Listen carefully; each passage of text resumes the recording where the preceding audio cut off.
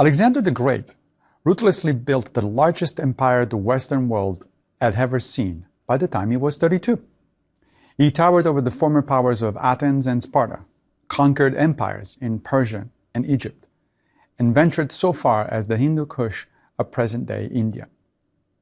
Then came the catastrophe that abruptly quashed his dreams. He died after a night and day of boozy partying with one of his admirals, now more than 2,000 years ago. Or perhaps he was poisoned. Regardless, the world that Alexander constructed with so much effort crumbled overnight. With no obvious or legitimate heir to replace him, a 40-year war erupted, eventually settling into 4 power blocks: Egypt, Mesopotamia and Central Asia, Anatolia, and Macedon. Meanwhile, a new power was asserting itself in the Mediterranean world: Rome. In September of the year 31 BCE, a decisive naval confrontation took place at Actium on the western coast of present-day Greece. This was between the forces of Caesar Octavian on one side and Mark Antony and Cleopatra on the other. Octavian won, ending the Roman civil war that had persisted since the death of Julius Caesar some 13 years earlier. Under the name of Caesar Augustus, Octavian became the first Roman emperor.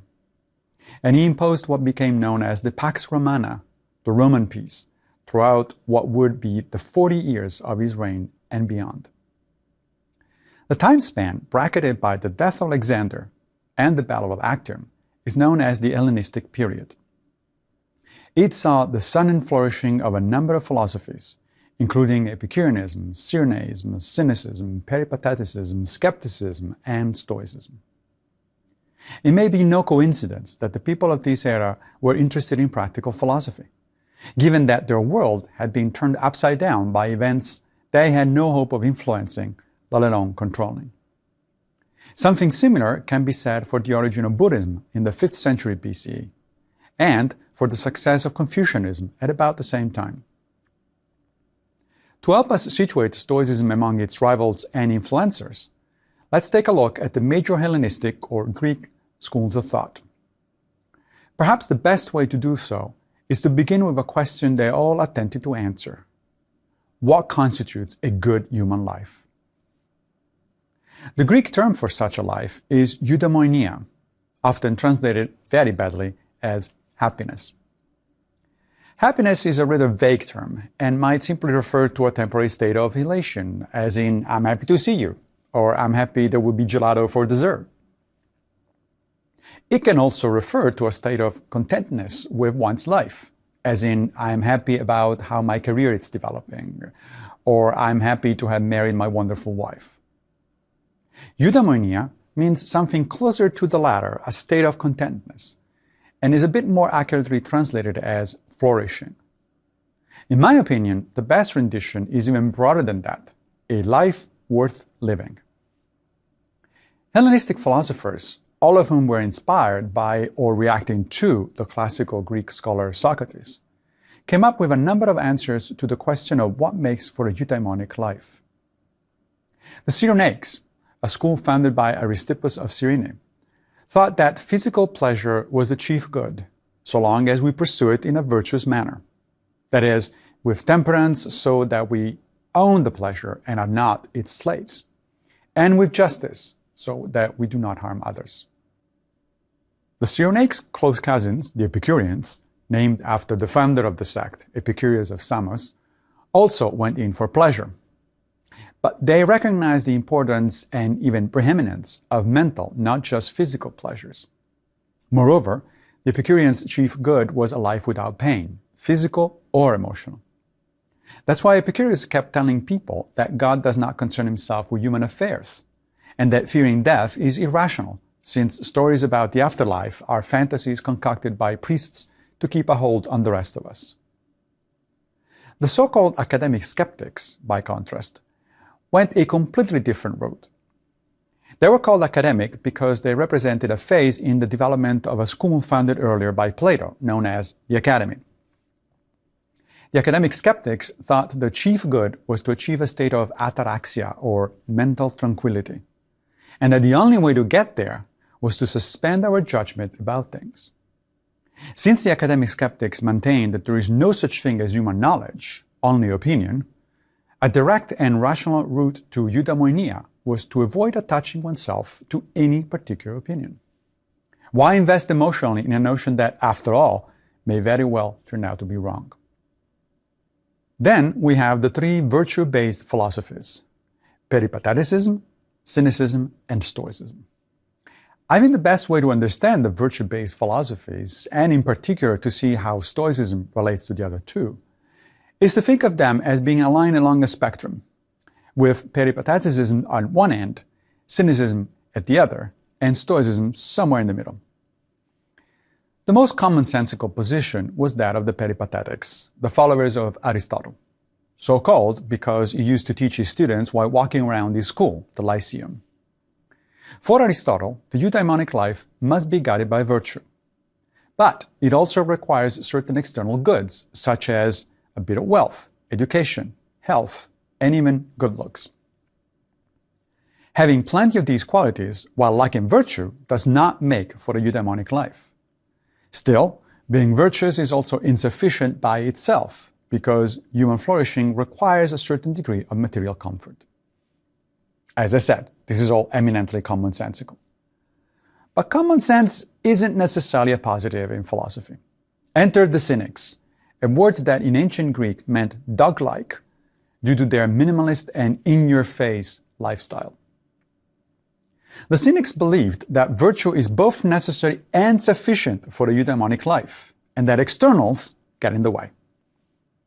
Accordingly, the cynics did not marry or have children. They did not own property, and they spent most of their time reminding other people that they were misliving their lives. The most famous of the cynics was Diogenes of Sinope, about whom we have a number of telling anecdotes and sometimes downright funny ones. Alexander the Great was so impressed with Diogenes that he went to Corinth to pay a visit to him. Alexander found Diogenes living in an empty wine barrel, basking in the sun. He approached and said something like, "Hi, I am Alexander the Great. What can I do for Diogenes the Cynic?" Diogenes responded, "You can move a little, since you're blocking the sun." Another story tells of Diogenes walking down the street and reaching in his backpack to extract a cup to drink from a nearby fountain. At that moment, he sees a young boy cupping his hands to hold the water. Diogenes throws away his cup, muttering that even a boy is wiser than he is. The Stoics struck a brilliant compromise between the rather relaxed peripatetics and the austere cynics. The Stoics, like the cynics, thought that virtue is both necessary and sufficient for a eudaimonic life. But in agreement with Aristotle, they maintained that externals add value, practical, not moral value. Being wealthy, or educated, or healthy does not make one a good person, just like being poor, uneducated, or sick does not make one a bad person. These externals, then, are either preferred or dispreferred indifferents, meaning that it is rational to select them or to avoid them, but they are entirely irrelevant to our moral status, to the health of our soul, so to speak. The two major influences on Stoic philosophy were the pre-Socratic philosopher Heraclitus of Ephesus, who lived in the late 6th century BCE, and none other than Socrates himself in the 5th century BCE. Let's start with the latter. The Stoics often referred to their philosophy as Socraticism to indicate how close they felt to the sage of Athens. Two elements of Socrates' philosophy in particular were adopted and developed by the Stoics: the notion that philosophy ought to be practiced, not just studied, and the idea that virtue is the chief good. Until Socrates, philosophers had been interested in the theoretical exploration of a large number of areas of inquiry, including metaphysics and natural philosophy, or what we call science. But their interest in practicing a particular art of living was minimal at best. Socrates represented a turning point.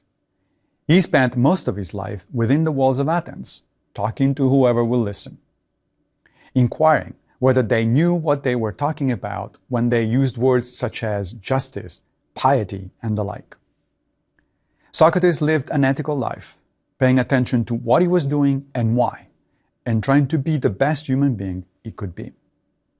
Plato, who was Socrates' student, and Aristotle, who was Plato's student, did not follow in his footsteps. Rather than engage in the practical exercise of philosophy, they returned to general theoretical inquiries. It was only with the Hellenistic schools that we see a decided turn toward the Socratic way, philosophy as the art of living. The Stoics in particular took the Socratic approach and married it with that of the pre-Socratics. That is to say, they studied subjects outside ethics, such as logic and metaphysics, but only with the goal of figuring out how to live a eudaimonic life. The notion being that if one doesn't know how to reason about things, or does not appreciate how the world works, then one is likely to mislive his life. The second element of Socratic philosophy imported into Stoicism is the notion that virtue is the chief good in a human life.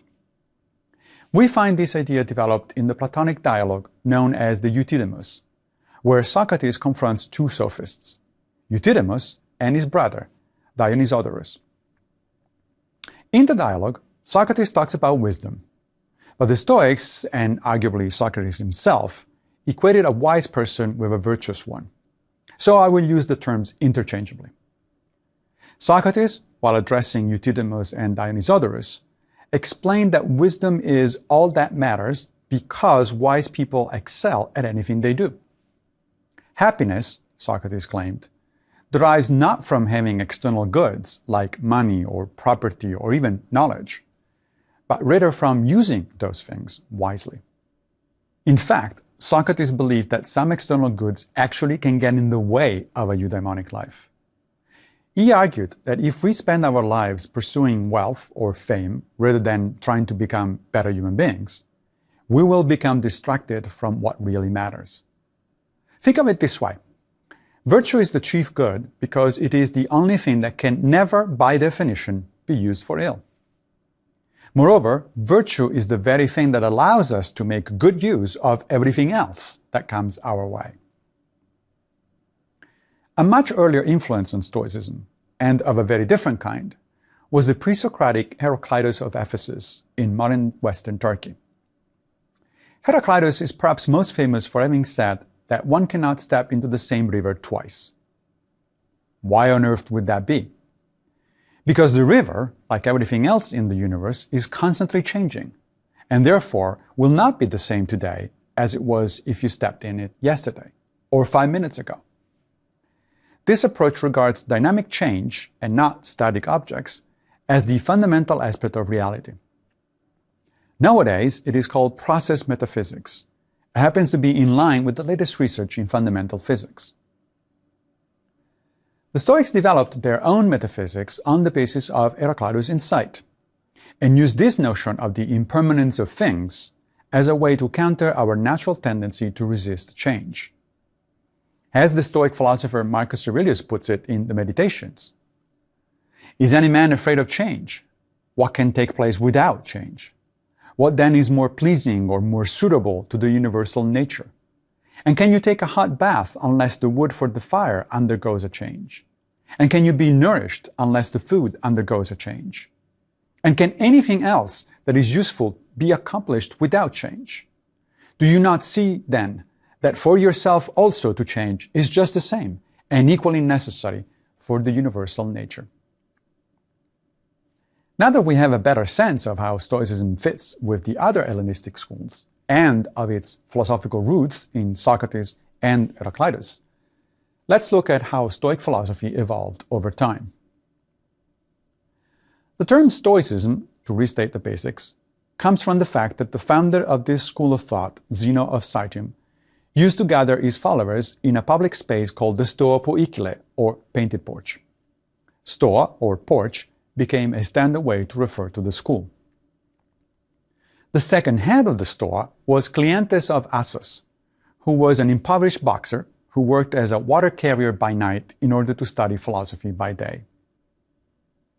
He had a reputation for moral integrity, but not for particularly insightful or engaging philosophical discourse. and the school declined under his leadership. Cleanthes was succeeded by Chrysippus of Soli, a prolific writer and brilliant logician who is primarily responsible for the Stoic philosophy as we understand it today. The commentator Diogenes Laertius wrote that without Chrysippus, there would have been no Stoa. However, all that has arrived to us from Chrysippus are the titles of his books and a scatter of fragments. This is unfortunate. Had his work survived, he would likely be as much of a household name as Plato and Aristotle. In the year 86 BCE, a crucial event took place that altered the course of Western philosophy and of Stoicism in particular. It led to a period that scholars refer to as the Middle Stoa. The Roman general Sulla defeated the Athenians, who made the mistake of allying themselves with King Mithridates of Pontus against Rome. Sulla didn't stop at the battlefield, but entered Athens and sacked it.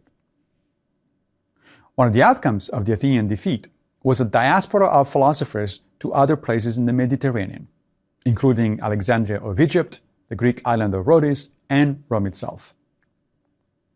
The two major figures of the Middle or Second Stoa were Panicius of Rhodes and his student Posidonius from Apamea in Syria. Panicius advanced an eclectic approach, attempting to merge ideas from Stoicism and Platonism. His major work, On Duties, inquires into the difference between what is moral and immoral, as well as into the parallel difference between what is useful and not useful. And finally, how to reconcile the apparent conflict between what is moral and what is useful. His student, Posidonius, was a first-rate natural philosopher, that is, a scientist in modern terminology. He traveled all over the Mediterranean studying astronomy, meteorology, geography, geology, and ethnology. He took seriously the Stoic notion that everything is interconnected and therefore needs to be studied and comprehended. The last ancient period of Stoic history is the best understood and most influential, since many of the writings from that time survive. This is the late or Third Stoa, centered in Imperial Rome. We're now well past the Hellenistic period. This is the time of the later Stoic thinkers, Seneca, Musonius Rufus, Heraclitus, Epictetus, and Marcus Aurelius. Much of their surviving writings deal with Stoic ethics. And it is thanks to Seneca, and Epictetus in particular, that we have the best articulations of practical Stoicism, one of the major philosophies in the Roman world. But the Heraclitean notion that everything changes applies also to philosophy, and therefore to Stoicism. After the death of Marcus Aurelius in 180 CE, Stoicism declined together with all the Greco-Roman philosophical schools. This made way for the rise of Christianity, which was embraced by the Emperor Constantine in the year 312 CE, thus eventually acquiring an army and a well-oiled bureaucracy. Schools might come and go, but good ideas have staying power. So it's not surprising that Stoicism was highly influential with the Christian writers, from Paul of Tarsus to Augustine of Hippo, all the way to Thomas Aquinas. Paul of Tarsus was rumored to have corresponded with the Roman Stoic philosopher Seneca, though this turned out to be a forgery. Still, the fifth book of the New Testament, the Acts of the Apostles, tells us how Paul arrived in Athens and debated Epicurean and Stoic philosophers. Paul was disdainful of the Epicureans, but saw so much positive in Stoic philosophy that one modern scholar went so far as to conclude, improbably, that Paul was secretly a Stoic. Some scholars have argued that 1 Corinthians of the New Testament is influenced by Stoic philosophy, having parallels with a handbook on Stoic philosophy by one of its greatest practitioners, Epictetus. Early church fathers, such as Quintus Tertullian, the 3rd century Christian author from Carthage, and Ambrose, the 4th century bishop of Milan, incorporated discussions of Stoic concepts into their writings. Among these is the notion of logos, that is, the principle of universal reason. In the late 4th and early 5th centuries, Augustine of Hippo was influenced by Stoic ethics as well as by their logic and physics. However, his disagreements with Stoicism shaped Christian theology and the reception of Stoic philosophy through the centuries. Much later, the 13th century Dominican friar Thomas Aquinas imported wholesale from Stoic philosophy when he combined the four cardinal Stoic virtues of practical wisdom, courage, justice, and temperance to the more typically Christian ones: hope, faith, and charity. Stoicism came back into vogue during the Renaissance and the Enlightenment, influencing such figures as Descartes, Spinoza, Rousseau, David Hume, Adam Smith, and Kant, among others. Particularly interesting was an attempt to merge Christianity and Stoicism, articulated by the Flemish philosopher Justus Lipsius in the 16th and early 17th centuries, and known as Neo-Stoicism. Influenced in particular by Seneca, Lipsius maintained that human beings should not submit to the passions, that is, the negative, disruptive emotions, but rather to God. The first notion, not submitting to passion, is clearly Stoic, while the second, submitting to God, is just as clearly Christian. Lipsius also argued that human freedom consists in submitting to the will of God. Of course, this represents a Christian twist on the Stoic notion that freedom comes from accepting whatever the universe throws our way. Lipsius' attempt to reconcile Stoicism and Christianity did not last long because it was opposed by church authorities. Nevertheless, it influenced such major thinkers as Francis Bacon, Montesquieu, and Montaigne. Perhaps the most important early modern philosopher to be strongly affected by Stoicism was the Enlightenment thinker Baruch Spinoza, who lived from 1632 to 1677. Indeed, another prominent philosopher of the time, Gottfried Leibniz, famously charged both Spinoza and Descartes of being leaders of the sect of the New Stoics, apparently not a compliment. Spinoza held that the world simply is God or nature, a metaphysical position hard to distinguish from that of the Stoics. It follows, both for Spinoza and for the Stoics, that everything happens because of cause and effect, just like modern science asserts. Which means that everything that happens in the universe stems from God nature, which literally is all of reality.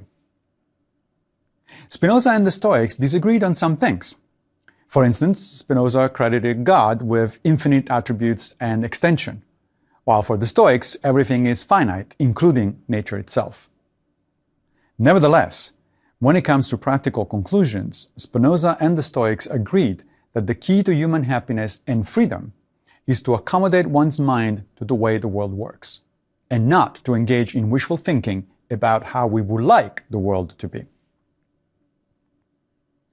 Spinoza and the Stoics also agreed on rejecting more typically Christian virtues, such as hope, humility, pity, and repentance, and on the crucial value of virtue understood as rationality and comprehension of how things are, and consequently of how one ought to behave in the world.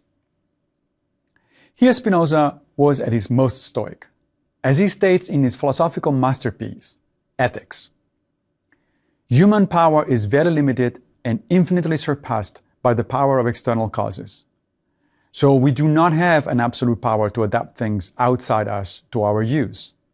Nevertheless, we shall bear calmly those things which happen to us, if we understand this clearly and distinctly, that part of us which is defined by understanding, that is the better part of us, will be entirely satisfied with this and will strive to persevere in that satisfaction.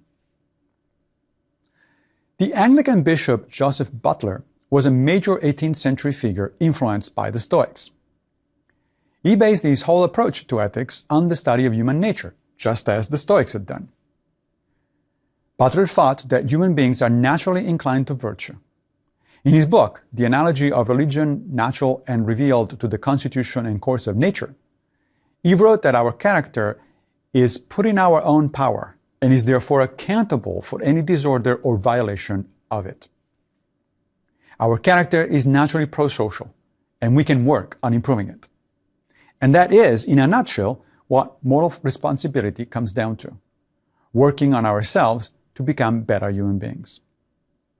In his work of moral philosophy, 15 Sermons, Butler articulated a very Stoic conception of the similarities and differences between human beings and other animals. In regard to self-love and caring for offspring, Our natures are broadly similar to those of other animals. What chiefly distinguishes us from them is our unique and governing principle of conscience or reflection. We were made for society and to do good to our fellow creatures. This is essentially the Stoic notion of oikeiosis, or gradual appropriation of other people's concerns, made possible by reason building on our prosocial animal instincts. Perhaps the major Enlightenment figure to be influenced by Stoicism was the Prussian German philosopher Immanuel Kant. While his deontological, that is, duty-based system of ethics is quite different from the virtue ethics of Stoicism, Kant admired the Stoic emphasis on one's duty toward oneself and others, and in particular the Stoic notion of cosmopolitanism. Modern scholar Martha Nussbaum writes in her essay, Kant and Cosmopolitanism, that we see a particularly important reference to Stoic ideas of world citizenship in the Anthropologie, where Kant insists that we owe it to other human beings to try to understand their ways of thinking, since only that attitude is consistent with seeing oneself as a citizen of the world. Nussbaum goes on to point out that even Kant's famous phrase in his Critique of Practical Reason, that the mind is awed by the contemplation of the starry sky above and the moral law within, echoes the 31st letter by Seneca to his friend Lucilius, where Seneca expresses awe at the divinity of reason. Let me conclude this rapid historical survey with a mention of the 19th century American transcendentalists, particularly Ralph Waldo Emerson and Henry David Thoreau. Emerson's essay, Self-Reliance, published in 1841, features strong echoes of Seneca and Marcus Aurelius. Emerson says that if we seek to improve ourselves as human beings, we shouldn't travel to faraway places, because wherever we go, we bring ourselves with us, and whatever problems plague us will follow us. It's far better, instead, to engage our wanderlust at home with the people we know and love, and whom we too often take for granted. Thoreau also embraced many aspects of the Stoic approach, particularly the notion that philosophy ought to be practical. In Walden, he wrote, "To be a philosopher is not merely to have subtle thoughts, nor even to found a school, but so to love wisdom as to live according to its dictates, a life of simplicity, independence, magnanimity, and trust. It is to solve some of the problems of life, not only theoretically, but practically." And this may well be the goal of this very course.